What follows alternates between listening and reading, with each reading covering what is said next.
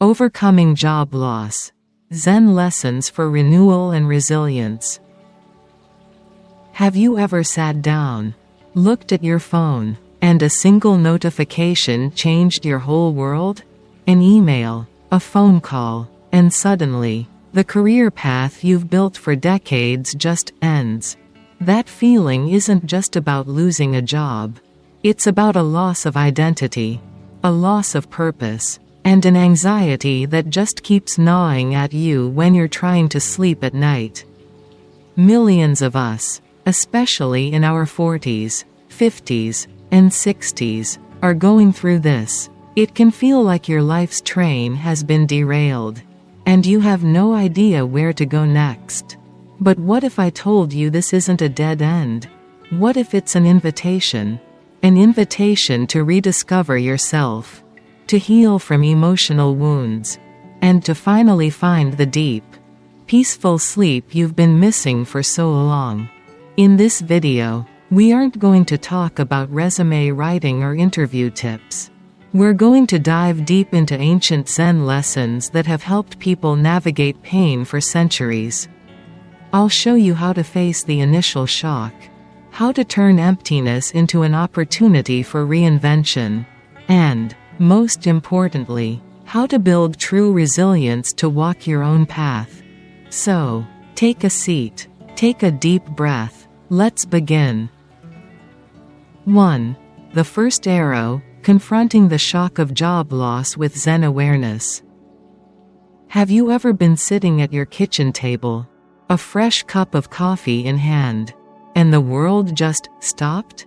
A call comes in, an email pops up on your screen, and in an instant, the career you've built over decades, the identity you've worn like a second skin, is gone. It's a jolt to the system that's hard to describe.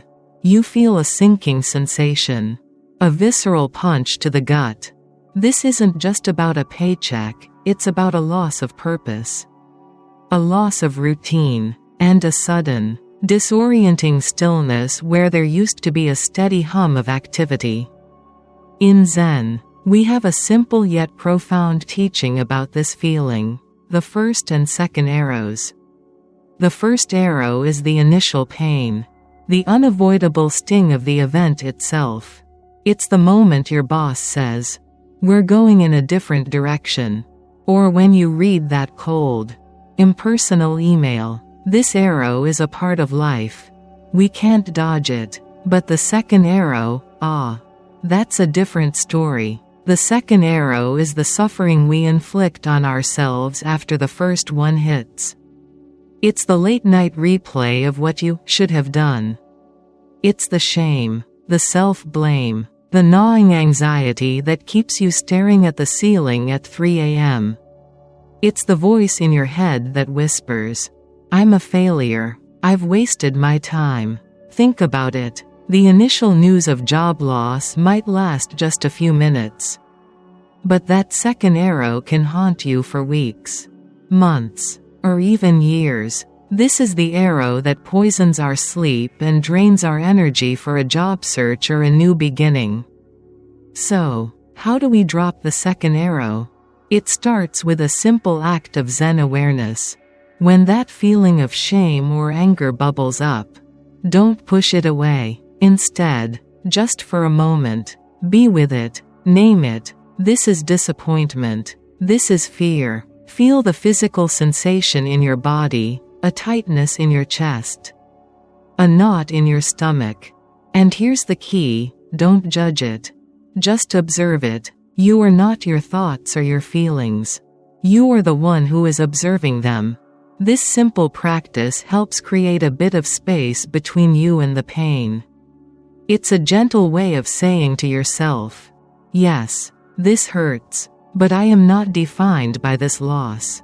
By separating the initial event from the endless cycle of self-criticism, we begin the quiet, profound work of healing, making room for a peaceful night's sleep and preparing ourselves for what comes next. 2. The empty cup, rediscovering purpose beyond a job title. In the aftermath of that first arrow, it's easy to feel like you've been emptied out, like everything you once were has been poured away. For many of us, especially in that 40 to 65 age range, our job title becomes our identity. I am a marketing director. I am an engineer. We wear those labels proudly. And when they're suddenly taken away, we're left staring at a blank space where our sense of self used to be. But Zen offers a radical perspective on this feeling of emptiness. It's the idea of the empty cup. There's a classic Zen story about a wise master and a university professor. The professor came to the master to learn about Zen, but all he did was talk endlessly about his own theories and knowledge. Finally, the master began to pour tea into the professor's cup. He poured and poured until the tea overflowed, spilling onto the table. The professor, startled, cried out, "Stop! The cup is full. Nothing more will go in." The master looked at him and said, "Just like this cup, you are full of your own ideas. How can I teach you Zen unless you first empty your cup?" This story is a powerful metaphor for life after a job loss. Your cup was full of your old job, your old routines, and your old assumptions about who you were. To move forward, you have to be willing to pour all of that out.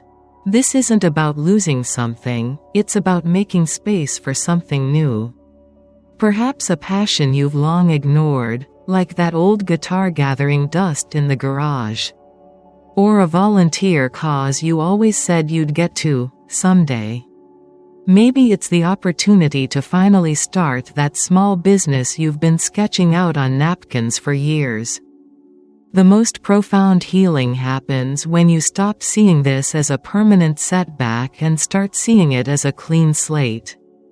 It's a chance to stop chasing the shoulds, what society, your family, or your friends think you should be doing, and start asking what truly brings you joy. This shift in perspective is what allows you to rediscover a deeper sense of purpose that isn't tied to a company's bottom line or a quarterly report. When you go to sleep at night, instead of replaying the day's worries, try a simple Zen practice. Imagine yourself holding that cup, full of yesterday's anxieties and old identities. Then, gently, visualize yourself tipping the cup over, allowing all of it to pour out into the night. This isn't about forgetting the past, but about releasing its weight, so you can greet the morning with an open, lighter mind. As you make space, the path ahead will slowly begin to reveal itself. Before we move into the final part of today's journey, I want to offer you a small but meaningful suggestion. If something in these words has touched your heart, if this message resonated with you, help us kindly press the like button. Your support helps spread peace and wisdom to others. Then consider gently pressing the save button and adding this video to your watch later playlist. Think of it as placing a smooth stone in your pocket during a quiet walk, a reminder you can return to whenever life feels heavy. Or when your mind longs for stillness. With one click, you create a path back here without the noise of searching, without the rush of time. Later, when the world outside is too loud, you can simply open that list. And this space will be waiting, calm, familiar, ready to meet you again. Let's continue with the next part.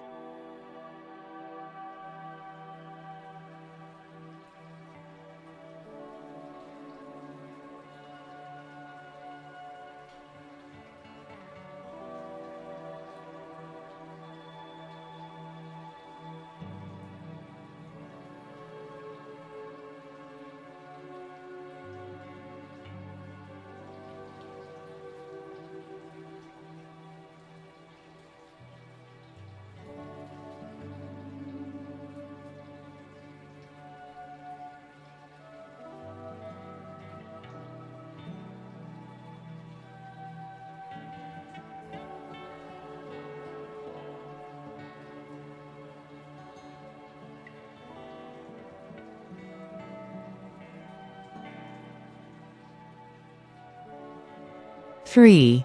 The unfolding path, cultivating resilience and trusting the journey. After you've faced the initial shock and emptied your cup of old identities, the question remains, what now? It's a question that can feel overwhelming, like standing at the edge of a vast, unfamiliar landscape with no map. In our culture, we are so programmed to have a 5-year plan, a clear career ladder, a perfectly laid out path. But Zen teaches us that true resilience isn't about having a rigid plan, it's about being like water, adapting and flowing around obstacles. The Zen concept of the unfolding path is a beautiful surrender to this reality. It suggests that you don't need to see the entire road to begin your journey. You just need to take the next single step. Think about it in terms of your everyday life.